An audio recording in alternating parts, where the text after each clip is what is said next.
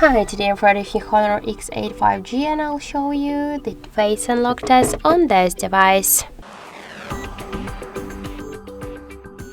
So I just set up my face recognition and I will make a couple of tries to unlock the device with my face and we'll see how fast this feature is and does it works. So let's start. 1, 2, 3, 4, 5. As we can see, the face unlock works here fast and correct, and we just successfully unlocked the device in less than in 1 of the second. This is the good result for the face unlock. I just suggest you to try this unlock method, but don't forget that the face unlock is less secure than the passcode or pin code unlock methods. That's it, thank you for watching, and if you find this video helpful, leave thumbs up and subscribe.